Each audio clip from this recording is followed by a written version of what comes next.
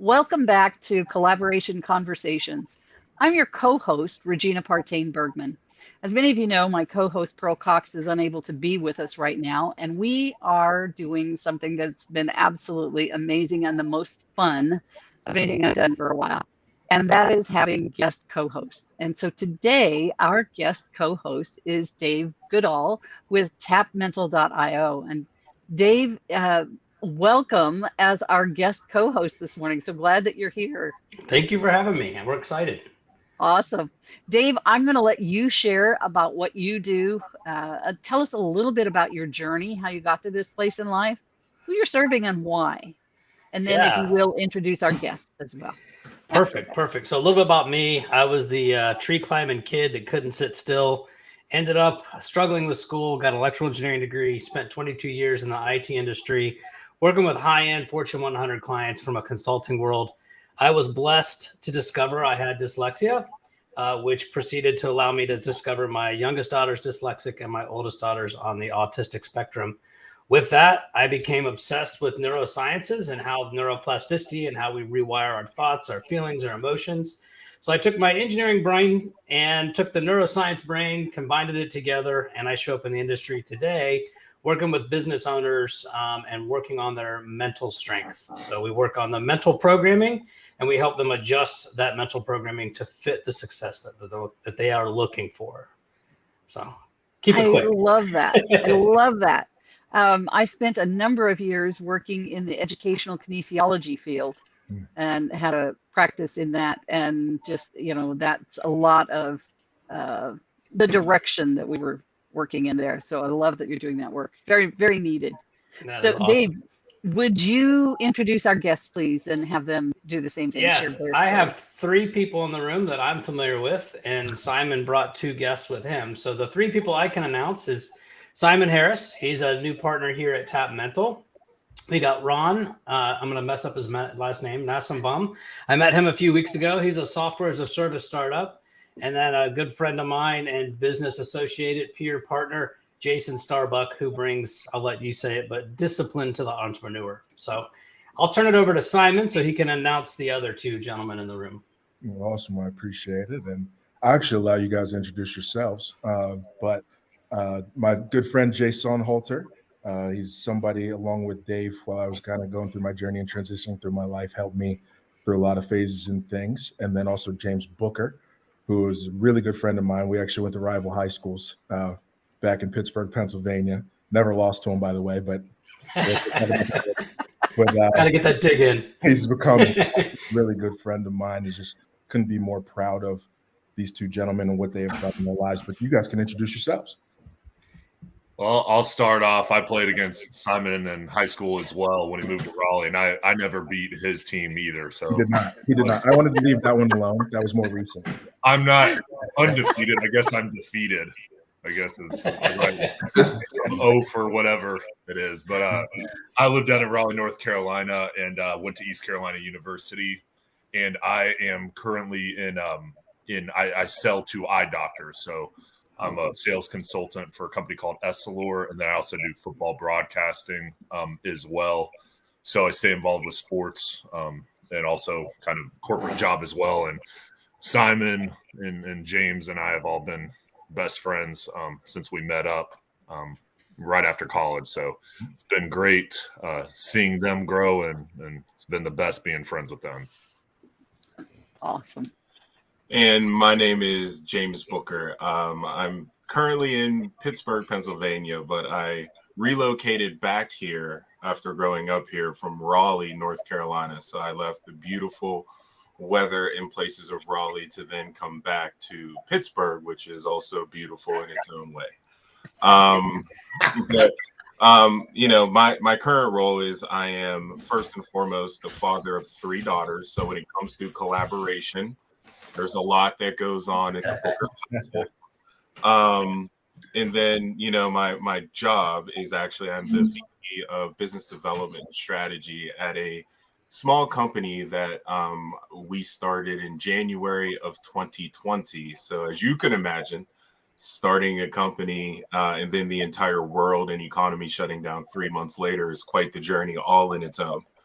But I oversee all of commercial, and that includes marketing, sales, contracting, everything from that perspective. And we work with different life science organizations, mainly large pharmas and mid-sized biotechs and things like that. So looking forward to the conversation today. Awesome. Fantastic. So Dave, we'll turn it back to you to have Jason, like Ron. Jason's unmuted there, so we'll let him start and we'll bring up the caboose with Ron. Well, thank you very much. I think I mentioned earlier I have a podcast, so I have to make sure I will just start rambling on. So I got to be careful here. But my name is Jason Starbuck, and I have a company called Moved, and the podcast is Move Entrepreneur Evolved. And one of the issues that we saw that was out there was a lot of entrepreneurs that are looking to get to a next level. And so what we do is we do a program called Moved Entrepreneur Strong. And we look at 3 different areas: a physical side, a mental mindset side, and a personal business system side. And so we basically evolve the entrepreneur almost like an athlete, like Nike is to athletes, we're to entrepreneurs and business owners. That's what we do. Awesome.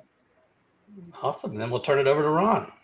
Yeah, awesome. Great to be here today, guys. Dave, thank you for inviting me. I'm Ron Nussbaum. I live in beautiful Inward Iron, North Carolina, which some of you guys here might be familiar with. And after I'm a United States Marine, turned residential construction. After spending over a decade in residential construction, I decided to take on the industry's #1 complaint and breakdown. I'm the co-founder CEO of Nut Nest, and we help contractors communicate effectively with their customers, and we are a SaaS platform startup. Awesome. Thanks for sharing, Ron. Thanks for everybody. Great stories around the table. It's going to be fun. Ron, I appreciate your service, brother. Hey, thank you. Absolutely. And he's a Buckeye fan. We won't hold that against him or me. We're in the top 4, so we got a chance, right, Ron? We got a chance. I know. I mean, it's really hard that somebody in the room, always has to be that winner. So I just, in my case, I married the winner because my wife is a Buckeye, grew up in Ohio, and then went to Ohio State. So she's one of the few. At least there's no one from Michigan in the room, so we're good. Which actually, I spent 12 years in Michigan after I got out of the Marine Corps because that's where my wife was from. But she quickly transferred over to becoming a Buckeyes fan after a couple of trips to Columbus. So we were able to change that right around and get her on the right side of things. I'm a Michigan fan. My dad. We won't hold it against you, Jay. We won't hold I'm it glad you waited to share that. Sorry. And I have to disappoint you all. I don't really follow it. It's all good. You're better for it, Regina. You're better for it. Okay. There's a lot of times I wish I did. Oh my goodness. Well, that's something you all have in common though, right? Yeah. So let's talk about something else that you all have in common, which is collaborating. Well, I think we just watched it right in front of us. So what are some of the ways that you here in this group have collaborated with each other? I'll go first. I had a mentor years ago shared this perspective with me. He said, you need to start getting in your community and producing some R&D. And I come from an engineering world of 22 years. So I was like, research and development, man, that stuff's expensive. He's like, no, find buddies that have done it, rip it off and duplicate it. Just put your flavor on it. So, I've collaborated with Simon. He and I have been up until late. We're relaunching our website and our messaging. I've spent a lot of time with Jason, just getting my message and solving what is the problem I solve and helping him figure out the problem he solves. And Ron, we've had a couple banter sessions, just really getting understanding of what his app does and how it's supporting the community. It's for me, collaboration is growth. If I'm not communicating and figuring out what other people are doing, I'm going to have to experience that pain alone. And I'd rather figure out the pain points that other people have already experienced and learn through their pain. So I don't have to duplicate this pain all over the world, right? Let's collaborate and share, right? Amen. That's so important that, we don't need to reinvent that. Simon, actually, you had a thought? Yeah, it's very interesting. These are 3 of my people, if you will. When I was transitioning I played professional sports overseas for a little while. When I came back, I kind of had a whim that I wanted to try something that a lot of people were telling me that was kind of radical and crazy, if you will. But I always wanted to play in the NFL. It was kind of a goal of mine, and also was on the bucket list to meet Jerry Jones, strangely. But yeah, when I came back from Ireland after playing for a season, I actually was in Dave's house, and we were having a firm conversation as to, what it is, what it looks like, what would you want to do, and all these things. And I kind of threw out, well, hey, I've always wanted to play in the NFL. Having played football in 8th grade for, I think, 4 months, we did win a diocese championship. That was pretty awesome. But yeah, it's just a lot of people were just kind of flabbergasted at that. And Dave's one of those people who went, well, all right, let's figure out and try to get it done. Well, fill in the gaps. The yeah. backstory is he played basketball his whole life with very little football, and played basketball all through college. And then comes home and is like, I'm going to go to the NFL. So you can imagine all of his inner circles like, what? Yeah. But go ahead. Sorry to interrupt. But these are 3 of the 4 people who told me that I should pursue it and do it, right? Awesome. So Jay, with former football experience, played collegiately, and then had a cup of coffee with a couple of the NFL teams, went through the training process of it. And Booker was a very big proponent for me, and he's just always kind of had my back and believed in what I was doing. So why I say they're my people, it's, I think you genuinely have to in this life, if you want to do what you really want to do, have those folks who tell you the full spectrum of what everything is, right? And even today, I talk to these 3 about everything that I have going on in my life, intimately, professionally, all of those things, just because, I think from a collaborative standpoint, you have to have the people who are going to tell you the yeses and the nos. So it's interesting. We had that conversation with 3 of these folks on the camera now. And I Finish the story. Where did you end up? Oh man. So ended up going down. Well, worked out at NC State's Pro Day. I was fortunate enough to have an opportunity to go over there after training with Jay and Booker. Went over there, signed with an agent that evening, actually. They shot me down to Florida to go to Tom Shaw Speed Camp, which is a camp for a lot of veteran NFL players. And it was a really awesome experience. Learned a lot. I'm so from Pittsburgh. Booker and I are from Pittsburgh, so big Steeler people. It's a religion, not a sport, where we're from. But going down there at the time, former Super Bowl MVP Santonio Holmes was there, who's an Ohio State guy. But it was funny. We met, recognized each other for some reason. My dad had actually recruited him to play basketball at North Carolina State. He didn't go. He ended up going to Ohio State, which I think was a great decision for him. But ended up training me down there, went through a 3-week process, and got invited to go down to Dallas with the Cowboys. Went into their rookie camp, went through the paces there, and it was a beautiful experience. Got to check off the meet Jerry Jones thing and the NFL thing in one fell swoop, and then just kind of started professional when I got back home to Raleigh. Awesome. Great share, man. Thank you. We knew the end of the story, but they didn't. So. Yeah. I got the text message of your jersey hanging in the locker room going, bro, I'm here. I'm like, there you are. You got the text messages, and me and Jay got some clothes, some official clothes. So it was great. It's all good. It's all good. I love the underdog stories, right? When people are like, who the heck are you to think you could do that? I'm like, who's telling you can't? Yeah. And what I heard in there, and there's a lot of things I do with in our business, it's, are you in the right tribe? Are you in the tribe when you're trying to get to that next level, your buddies and your group is like shoving you, like pushing you, or are you falling down and they're kicking you down to keep you down because they don't want you to surpass you? And I think it's amazing to have people like this in your collaboration tribe, because when they take that next level jump, you're like, oh crap, I need to get off my butt because he's making me look bad, but he can help me make me look good if I jump on his trail. So yeah. I think shirt tails. I think kind of going the other direction in the topic of collaboration, I think collaboration is actually quite difficult. I think that there's levels and stages of collaboration where skill sets sometimes don't meet what expectations are. And I think that sometimes collaboration is a beautiful thing. And I'm only trying to go in a different direction just to see what your guys' thoughts are on this, and maybe your experience as well. But true collaboration comes with a lot of trust and a lot of certain levels of expectations from each other. And I think that quite often we step into those arenas at that first excitement of collaboration, come to find out that many things are not in play that you thought were in play. And so I think that true collaboration, you both have to be kind of at the same level in a sense to be able to collaborate and understand each other's issues of either failures or the ability to like fix things quickly. So sometimes if you collaborate someone that has a team and then maybe someone doesn't, well, you can move all your issues that are on your side fairly quickly. The other person may be stuck for 5 days. And so I think on the term of collaboration, I think that we should at least understand where the level of skill that we're at to collaborate and manage that from the beginning, or you really do kind of come up with a raw dog. Yeah. If I could add to that too, Jason, I think that's really profound, but also it's not just the skills, it's the personalities too. Yeah. Sure. You know, and things can seem really good on the front end, and then you find that there's a personality conflict that makes it impossible to work together. Yeah.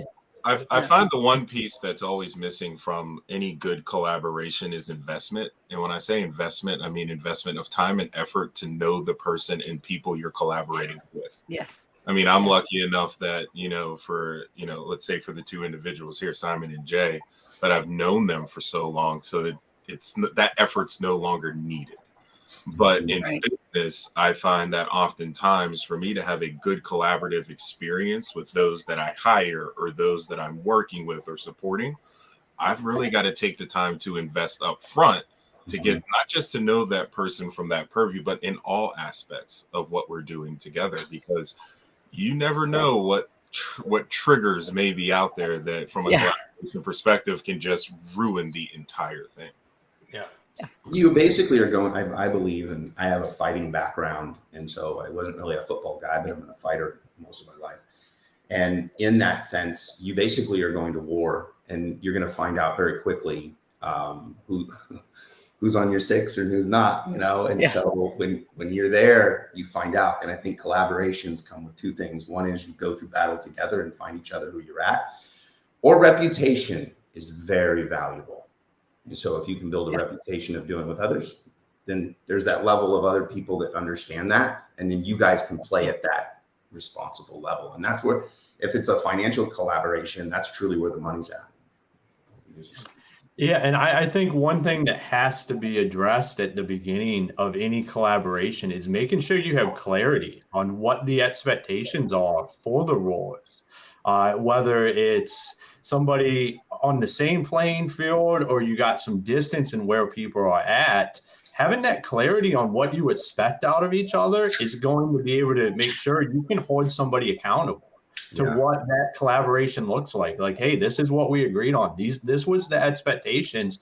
Let's make sure Ron, I want to hold up to what I'm saying I'm going to do. So we want to make sure we're clear on what that is. So then Jason has clarity on what that collaboration that we do together would look like. And it's a win-win outcome because I know what Jason's expecting from me, and he knows what to expect from me, and we're up front with that. I think when you're collaborating with people, if we had those conversations to begin with, it would make stuff a lot simpler down the road. Yeah, definitely. And it's really funny because all you're really asking, and the real truth is, you're not even saying, let's collaborate, and that's why we're going to win. You're like, will you just do your best so that we don't fail? Like, will you just give me all you got? Like, if you fail, like I'll see what I got, and that was the best I got, and we could all kind of divvy up that. But well, what I'm hearing from you, Jason, is the behind the scenes conversation you and I had, right? As we age, with collaboration, there is a sense of intimacy because there's vulnerability, right? Yes. And I remember you and I having conversations, and I was trying to. We were doing shared services back and forth. And I remember you said, don't take me out to the middle of the effing ocean and leave me there to swim back alone. He's like, if you're going to take me out there, at least give me a raft or a surfboard that I can hang on to so you can paddle us back to shore. And it's like, so many people have taken me out there and just left me to drown. So like what you were saying, what Ron was saying is make sure the rules are set. Jason was very upfront. These are the rules, man. Don't leave me to drown out here alone. And even, Simon and I are doing some collaboration work together right now. And I'm always coming back, Simon, why are you here? Why are you doing this? Are you sure you want to be in this? Like, this is a fun road, but I'm always just getting clarity around Simon because, we want to make sure that, we're serving ourselves, but we're also serving them, right? It is a partnership. It's a micro marriage. It really is, I heard Yeah, it is. and a lot of people in the room here are married. I've been married for 22 years. I got teenage daughters, and there's an investment in that, right? There's a big investment in that. And when we're collaborating, especially from a business perspective, it's a micro marriage, right? I think an interesting question would also be, do you have in the collaboration to say, do you have any other ships that you need to burn before you can commit to this? Oh, that's a great question. That is a great question. I agree. Yeah. I just made that shit up. I love that. Do you have any ships? I love I have a question for you. What role, if any, does ego play in a collaboration? Simon. A massive role. A what? A massive role. Okay, talk to us about that. I think the major piece with that, with everything that I've done, I've always been around people. I mean, my dad's a lifetime college basketball coach, former professional athlete. Mom's been in the tech world, and just all people-based businesses. And I think ego plays the biggest piece in it. Actually, let me go back, because Dave hit a key word that I think kind of summed up everything we're saying. The vulnerability piece of collaboration is the biggest. I think that you genuinely, the best situations I've ever been a part of, I've known how people have felt from their heart, not just coming out and saying things because I think it needs to be said, right? With that being said, the best collaborations I've had are people that were able to check their egos at the door. It's if you're really genuinely wanting to change something, provide a service for somebody, help somebody in a certain way, it has to be completely egoless. And that's one of the hardest things we do as human beings. Mm-hmm. I talked to somebody the other day, and they were having a hard time as to why somebody else would feel a certain way that they felt in something. And they couldn't remove that piece of it from the decision-making process. And I was like, well, the thing about that is that human being that you're discussing, just like yourself, is the only person that's seen yourself every single day. You know exactly what it is, how you feel, what you see in those certain situations, and how you feel about these things. You have to give people grace in allowing them to feel, see, experience things in that way. And I think that in and of itself is the overarching ego of all of it, right? It's our perspective is our perspective. And you have to kind of get out of your way, see what it is that needs to be happening, and being able to move forward in a way that's successful. Yeah. So depending how you look at ego too, and I'm going to ask Ron and Jason. So if you think of ego is the one that kind of experiences the pain. It's kind of the one that's kind of running the program, right? If you look at what Ron has done with this communication, he was in that construction industry for 10 plus years, and his ego kept experiencing this pain of communications breaking down, all this other crap, right? And I think the ego comes into play because it gets us off our butts to go create something to solve the problem that's creating the pain for the ego, and then you got Jason back there with a fighting background, and he's like, well, if I'm trying to build this business and I've had an amazing business, but then the business fell down and I want to rebuild the business, he went back to his Muay Thai years of going across doing, ring fighting. He's like, how was I a successful fighter? So that's the ego. And how do I imprint that into with this business ordeal that I'm trying to put together? But I'll turn it over to you guys and let you share with what you heard. Yeah. So I think egos is a fascinating thing, because you look at like this room right here. We're all, if I had to just go out on a limb, say we're all high D personalities here. We're go-getters. We're going to get stuff done. And that comes with an ego right there. But what makes you, I'm going to speak because Dave brought everybody in here, so I'm just going to guess that everybody's great leaders in this room. And what makes us that great leader is we understand how to control that ego. There's going to be times when I have to be the ego Ron that steps up and leads this situation and just gets it done. And there's going to be times that I have to put that to the side for the greater good, to be able to collaborate and be part of that team.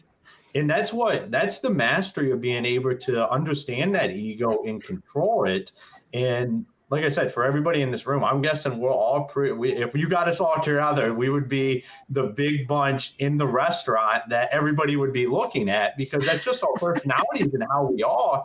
But we would understand how to control that. So in a group setting, just like right here, we understand the dynamics of our egos and where that needs to go and how we need to respond to certain things. And that's when great collaboration starts to happen, when you have people together that understand that.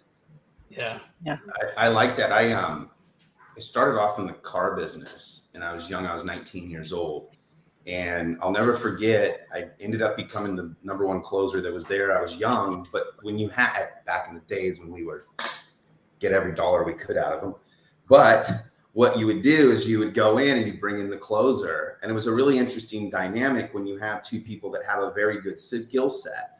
But what you would do is you would set the person that was sitting with the person that had the relationship, and then you would have the person that would be the closer.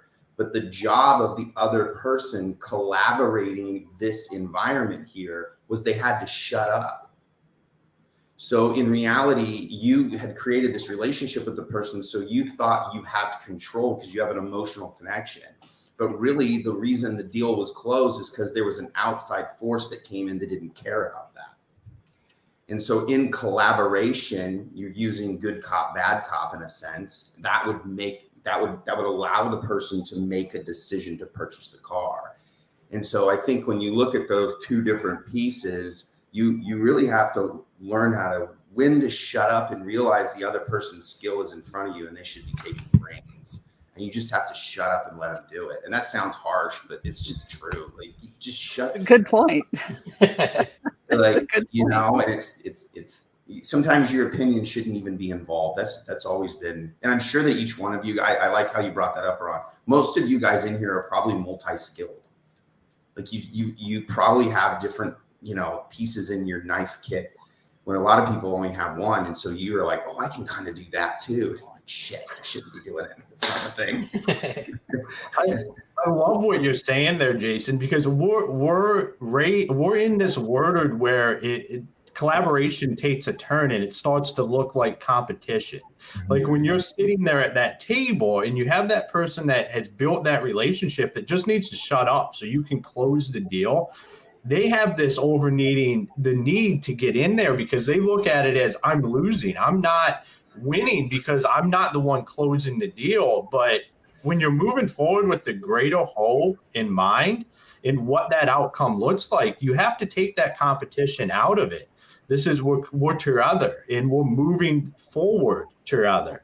But just culture and how people are raised and the mindset around it is, it very quickly turns into a competition where somebody feels like they're getting beat when that's really not what's happening. Like you're going to win together as a team. It's not a face-off. We're not going against each other. We're getting to that end outcome together, but for some reason that it can just be fed down our throat that this is a competition and you got to go out and try to win yourself, when at the end of the day, that don't work for anybody. Everybody loses that. What I think is interesting is that, like, I think we're all sales in some way, shape, or form. You hear that all the time. And I look at my career and going from like a person who was in operations building things for these, clinical trials that I worked on, to then moving into a sales role where now I'm walking in with individuals whose job is to do what I used to do. When you talk about ego, I'd sit there and I'd say, I did that. I can do this without them. But at the same time, my buyer isn't buying from me necessarily as much as they're purchasing the service that they have. Mm-hmm. So it's understanding also just how to leverage and coach those people and putting my ego aside, but also understanding what motivates them. I'm not always somebody who looks at ego as a negative thing. I'm also somebody who says, okay, can I use that ego to get them out of their comfort zone in order to put their best foot forward? Because if I bring that down too much, then that person walks into a room and then they're not confident. They're not exuding that sense of confidence that makes your buyer go, that's the person that I want to talk to. Mm-hmm. Yeah. I would love to hear what Jay has to say as well. Jay, we haven't heard much from you yet.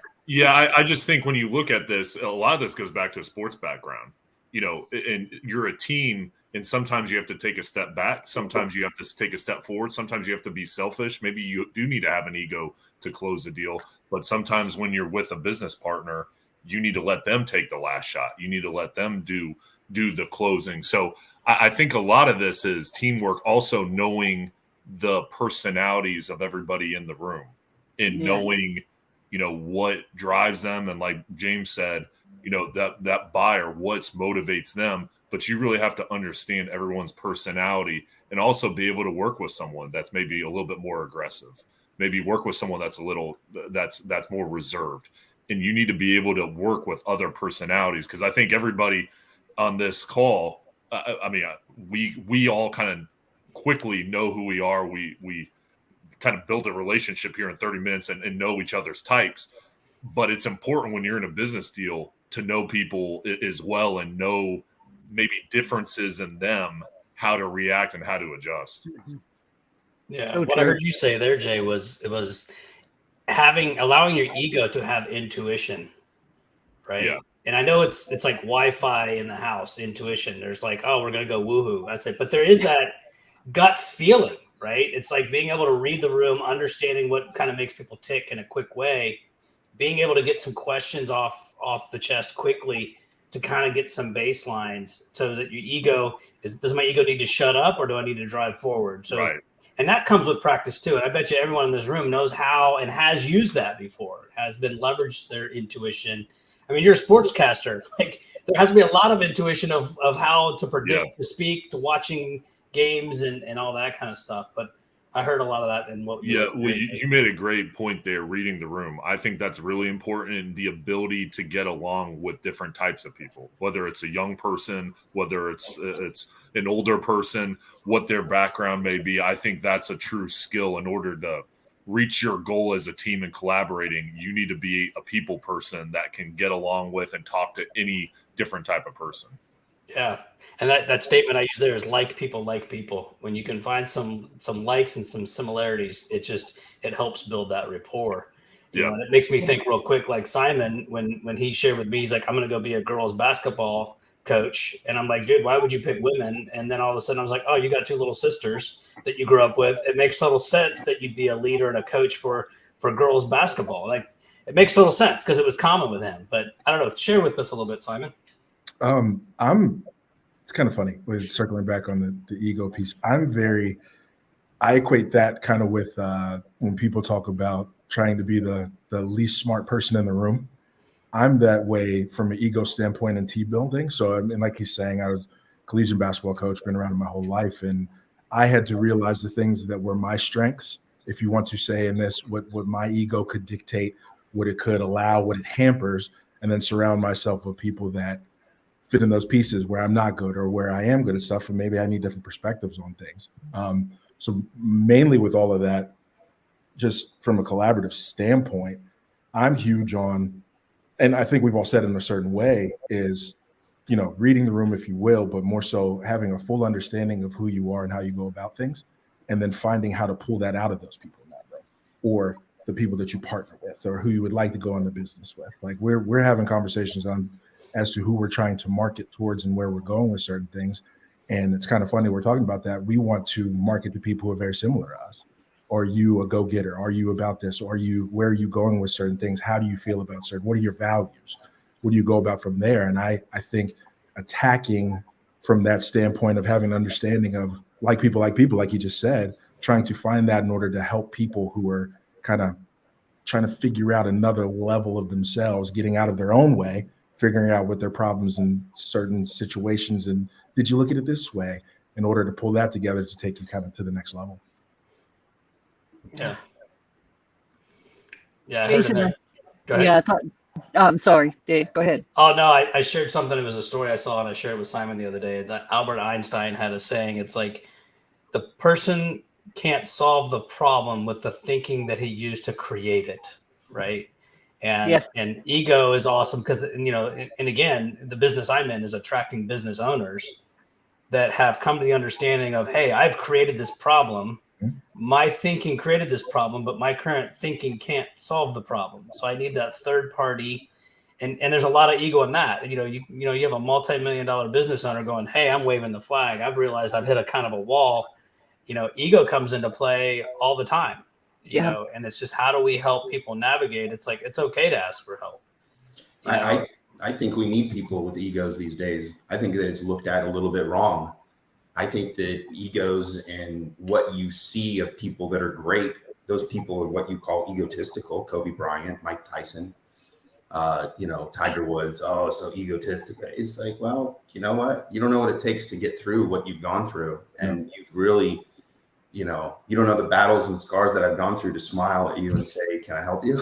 Yeah. So I tell them pound sand. And I think that at the end of the day, I think at least for people in an entrepreneurial world, I think if people use their egos more often, we'd have more trials, you'd have more failures, and we'd accept it almost like testosterone. We need it. People need to come out there and use it as a piece of lore. You can say whatever you want, but Mike Tyson, that guy was the most egotistical dude in the world, but you showed up at that damn television set every single freaking time.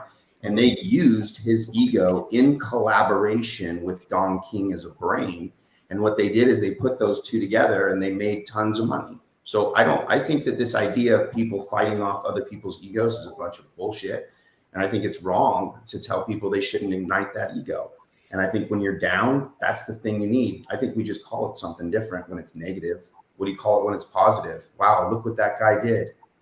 Yeah, I completely agree. I hate the fact that ego in and of itself has a negative connotation overall, because I think there is a major superpower in that. You made great references to that, but we talked about it earlier in this conversation.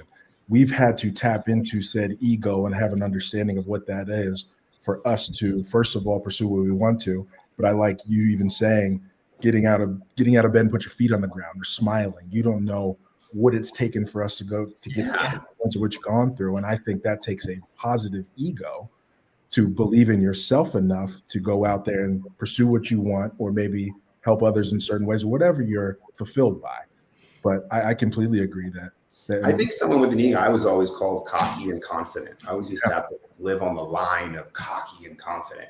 But what I found is the majority of people, as I went through, they didn't keep going down the gauntlet that I did.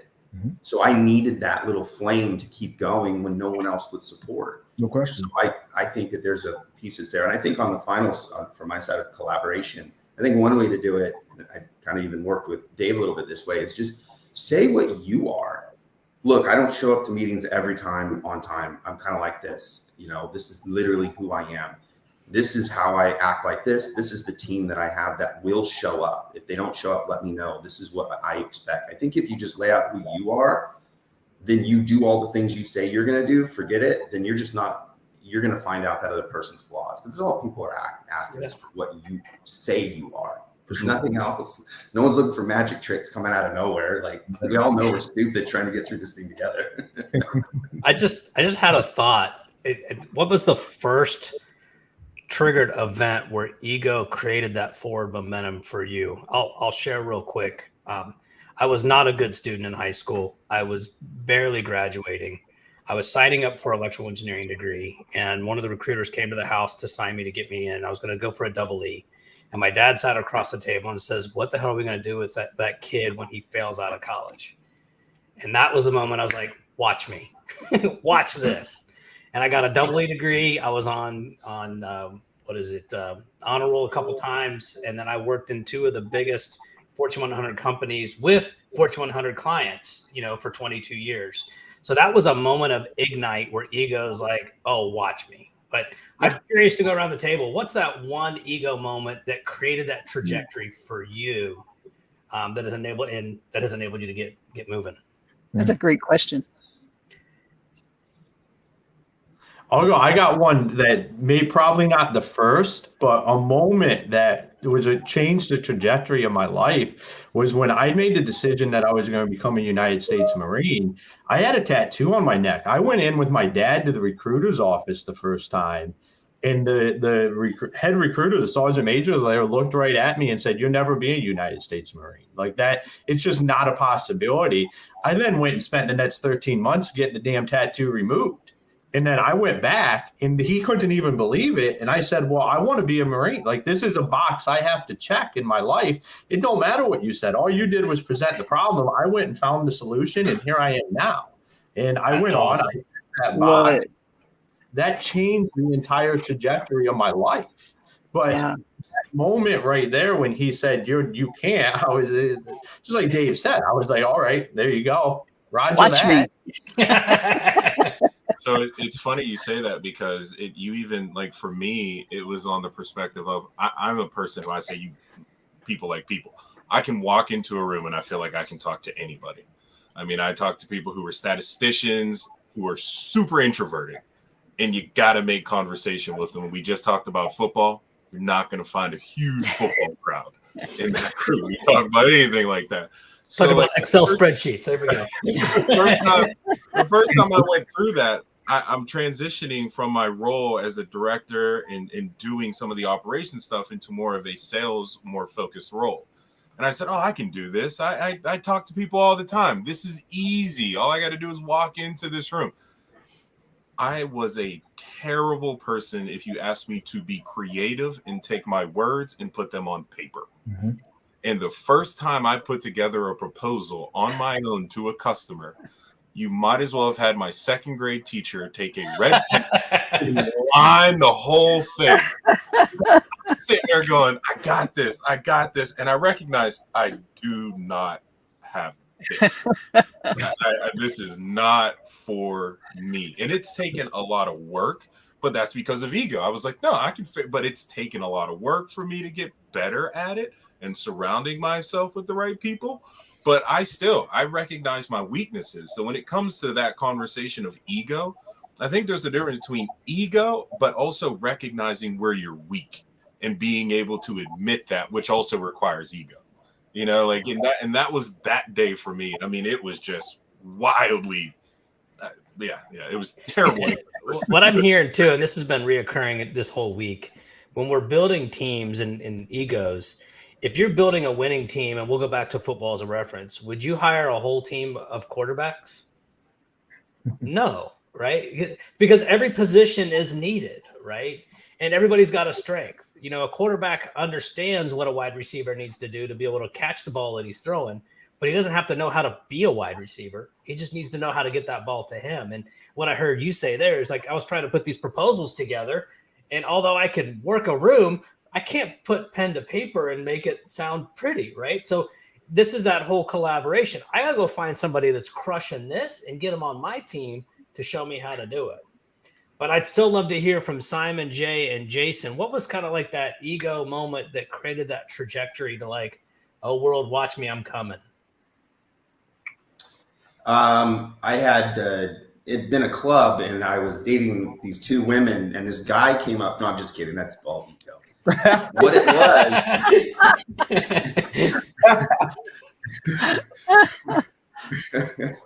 But I was dating a beautiful woman, and I met this guy, and it was because my ego, and I bought him a bunch of drinks. He ended up introducing me to his accountant. So I will tell you, sometimes ego comes in play. But I think really it gets, you look at people and you'll call them confident and they'll just keep going. And I think a lot of people that we're talking about with a bad ego is a smell that is also kind of shady. That's really what I think we're all really talking about here. It's, you know, that like, you're putting too much shade. And so I have always been someone that's willing to do the work as long as you put me in the right direction. So I think that, and I've never really been someone intimidated in a sense of if we come together. I think I've always just been disappointed in the sense of, hey, we kind of looked at each other and said, we're going to go at this. And now you're quitting only 3 days on the road. What happened 3 days ago? 3 days ago. We took 2 weeks to figure this out, and you're already falling apart in 3 days. I don't get it. So I think it's expectations. But when you find the right people, I think you smell it. And I think that, you know, if you want to say universe or God, I think all of a sudden things start just aligning for you if you continue down that road. And I think that at the higher levels, I think that people just want to see you win. I don't think that people want to be at the top really, really genuinely alone. I mean, even you look at Jeff Bezos and Amazon, he only owns like what, 9 or 17% or something like that. So he collaborated with all these people to create Amazon, when in reality he owns such a small portion. But you know, we look at him like he's the whole thing, but it's a massive collaboration of stocks and personalities and CEOs, CFOs. And so, and I think ego's really looked at a really low level, like genuinely. I think it's us peasants. Well, I'm kind of curious because Jay's being a little quiet, but he's kind of got two egos, I would guess, because he's by day it looks like he's Clark Kent there with the optical sales, and by night he's behind a mic commentating. We call that alter ego. All joking aside, but that's two different hats with two different types of personalities, I would guess. But how does that work for you? How do you well, for me, it's back to the kind of what was our moment. For me, I'd always been driven, and then once I kind of finished with school and kind of figuring out what I wanted to do, I think the biggest thing for me was surrounding myself with people that were driven just like me. And I had great examples with Simon and James. And then also, that fear of failure. Like whatever I'd always done, I wanted to be successful, and trying to figure out where I want to go in my career. There was that fear, and making sure I'm in the right place where I can be successful, but also, having those examples and those mentors and people around you to show you how to do it. So I was lucky to have great people around me. And then, for me, I just had a fear of maybe not being successful, not doing a good job. So that's been a driving force for me, is the people around me. And then also, wanting to be successful, being driven by having that fear. So those have been big things for me. And just with my current roles, as a sales rep, now, I work with a lot of different people, and it goes back for me is that knowing how to work with those people. And like James said, getting along with different types of people in the room, but also knowing how to bring everybody together, and also leaning on my strengths, but having the ability to surround myself with people on my team that are better than me in something, and letting them take that role where they can take a step forward, but also at the same time, maybe some of my weaknesses, learning from them to build up on my weaknesses and trying to get better. As far as the broadcasting goes, when I got involved in that, I really learned a lot, and it's been something that I've continued to strive to get better at. And I think it's always important to do something you love, but having an area where you're continually trying to progress and get better, and you never feel like you've arrived. And you always feel like there's an opportunity for growth, an opportunity to get better. And I think that's been a fun part for that aspect is the challenges of getting better and going into a realm, I had no experience in until I was 25 years old. So that's challenged me a lot and forced me to get better in broadcasting, but that's also helped me present myself in my other job, and learning how to speak, learning how to prepare, and learning how to present myself. Yeah. And what I heard in there is so critical. It's you jumping into situations that make you feel uncomfortable, recognizing I have a little bit more to learn, going back and doing the research to do the learning, to come back to make it uncomfortable again. I remember I joined I had like a facilitating coaching call, and I was working with one of my clients, and they were bringing a team member. And at the end of the call, it was a collaboration type, but it was a facilitating. And she was like, "Did you get nervous?" And I'm like, every time I get on the phone with a client and I have to, facilitate, you're nervous. You're like, am I going to have the skills to perform today? Am I going to be able to but from that, you take your notes, you go back, you do some more homework, you do some research, you get better. And I think that's an ego thing too, is we recognize, hey, we're weak here. Let's go do some research and get some learnings. And that just makes us better and better and better. And I love that share that you just gave us. Thank you, Jay. Yes, sir. Yeah. Go ahead, Simon. Hope I didn't cut you off. I mean, just I don't know how to say it without sounding. I think, especially since you three know me, I'm very, very big on when people say I can't do something. Uh-oh. That's a bad word for Simon. Yeah. I just and out of the womb, I've just always been very, very opposed to that viewpoint. And that's from everybody telling other people they can't do things and this, that, and the third. I mean, I had a great grandmother who, you know, she wanted us to get away from where we grew up. She didn't want us to have the same existence that she had. So she's a woman who, you know, worked all day long, then went and cleaned the toilets at the local high school to make a little extra money to send her daughter to a private school so she can get a better education, so she could go up the ranks, and then send her daughter to a private school, who then was the first college graduate of our entire family, who then gave birth to a son who literally could feel that I could conquer the world if I wanted to, right? So for me, I can't pinpoint an exact moment, but truly, I have always been very motivated in the fact that, you know, it's and again, Ron, I say thank you for this, but we live in a place where if you genuinely put your head down and grind it out, I think you can become whatever it is you want to. So, I mean, the biggest for me, from my college basketball profession, we had a legendary coach at North Carolina State University by the name of Kay Yao. And when I was about 9 or 10, we were having this conversation at one of her camps, and she basically went, you know, you have a really great disposition for this. And me being a 10-year-old, I had no idea what disposition meant. So once I looked it up and figured that out, I kind of had that aha moment as to, well, this woman who is all about servant leadership, changing young people's lives, allowing them to educate themselves and go out in the world and pursue whatever they want to, has belief in me to be able to become maybe this one day. I think that was one of the biggest ahas for me.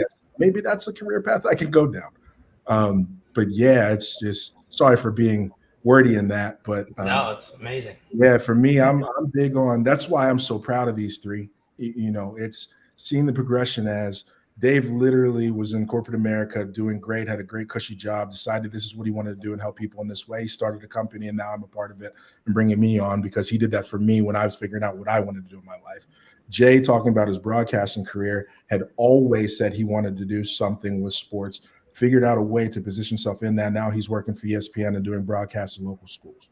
And then James is a bio major out of the University of Pittsburgh, who we had a conversation in his house while I was sleeping on his couch at that time, trying to figure out what I wanted to do. But he had a conversation of, well, I need to do this to get the experience that I want in order to have a family and provide for them, not knowing who this family was in the future. So just so very proud of all three of you. I just wanted to say that on the broadcast, but majorly, I'm just wired, and I think Ron and Jason are as well, and Regina, you are too. I mean, you started your podcast. This is awesome. Like, it's just a platform to have conversation. I'm huge on encouraging people and also encouraging yourself in order to go do whatever it is you want to and figure it out. The worst thing people can say is no. If 1,000 people are in a room and I get 999 no's, I'm finding a yes. Yeah. And I love that. I share that with my daughters all the time, Simon. It's like when my daughter comes to me and says, I can't, I was like, well, let's reword that. I am currently struggling to see how to accomplish that. Mm-hmm. I'm currently struggling to see how. Can't, right. You're just shutting down. That's it. He goes like, not in the cards for me. No. If it's something you want, you got to start, ironically, collaborating with people that may have done it. Go do some research, figure out how it's done, has it been done, and start figuring out what would make it possible for you. And I think everyone in this room has experienced that. At first, there's an I can't, and it's like, okay, hold on. No, I want this. How do we need to go about doing that? And it's all about collaborating. It's finding people in your corner that have already done it. So, amen. Gentlemen, this has been awesome. It was above and beyond my expectations. I loved the conversation that you've had. It's been wonderful. You've added so much value to this conversation about collaboration. The bad news is we're out of time. So what I'd like to do now is just have us do contact information, okay? So if we can just kind of go around the room and have everybody tell how people can get in touch with you. Dave, would you lead that out? Yeah, so Dave Goodall, our website is tapmental.io. If they're and if anybody wants to have a conversation, there's a couple buttons on there that you can schedule a call with us right on our website. We've also got YouTube channels and LinkedIn and all that stuff, but the easiest way right now is tapmental.io. Awesome. Very good. Ron? Ron? Oh, yeah, please. Yeah, go ahead. We'll go around the room. Ron, and then. Yeah, Ron Newsbaum. I'm on all major social media as well as nutnest.com and ronwesley.com. Feel free to reach out on LinkedIn. We'll set up a time to talk. Jason? Very cool. Jason Starbuck, and you can meet me on Facebook or so under Jason Starbuck, or you can go to movd.io, move.io. And for me, you can find my information on LinkedIn or jsunhalter@gmail.com. Awesome. James? And then you can find me. Our company is Atorus Research. That's ATORUS Research. You can find my contact information there. You can also find me on LinkedIn at James Booker at Atorus Research too. Thank you. And we'll wrap up with Simon. Find me on LinkedIn, Simon L. Harris. Most current email is simon@tapmental.io. Dave has blessed me and allowed me to come and help with his services. And then also my LLC email is ds2hllc@gmail.com. Thank you. Thank you. Thank you, gentlemen. This has been wonderful. And we want to thank our listeners today. Feel free to reach out to each one of these folks. I'm sure they'll be happy to connect with you and help you in any way that they can. Thank you again, gentlemen, for being here. And we'll say goodbye for now. We'll see you next time on Collaboration